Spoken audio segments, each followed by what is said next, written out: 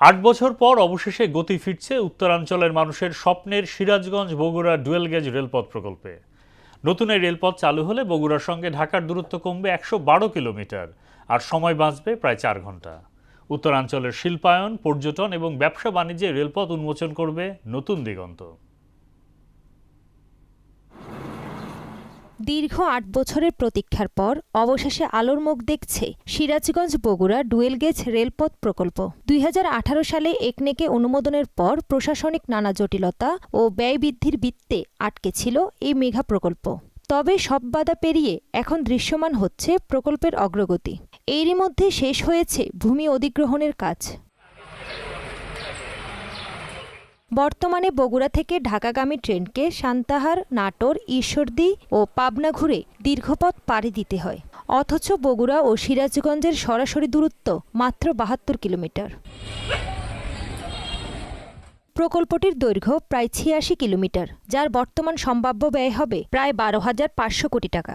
দূরত্ব কমবে ১১২ কিলোমিটার, সময় বাঁচবে ৪ থেকে ৫ ঘন্টা।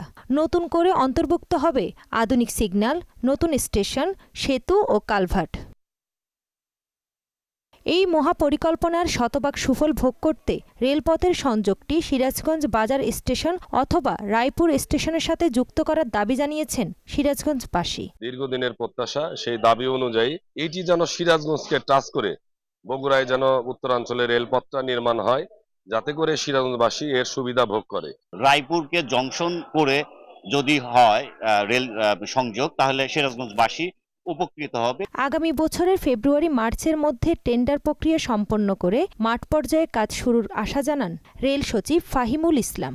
আমরা আশা করছি এই মাসের মধ্যেই একনেকে আমরা এই প্রস্তাবটি নিয়ে যেতে পারবো। অনুমোদন পর্যন্ত তো আছেই, যেটা ছিল টাইমলাইন ওটাই আছে। আর যেটা হলো যে এটার ব্যাপারে এখন একনেকে অনুমোদন হয়ে যাওয়ার পরেই আমরা এটা টেন্ডার প্রসেসে কিন্তু আমরা তখন শুরু করবো। আমরা আশা করছি আগামী ফেব্রুয়ারি-মার্চের মধ্যে আমরা কনস্ট্রাকশনসের কাজটি আমরা শুরু করতে পারবো এই প্রজেক্টের। শুধু যাত্রী পারাপারই নয়, উত্তরাঞ্চলের শিল্পায়ন, পর্যটন এবং ব্যবসা বাণিজ্যের এই রেলপথ উন্মোচন করবে নতুন দিগন্ত, এমন প্রত্যাশা সবার। তাহসিন তারিন, মোহনা সংবাদ।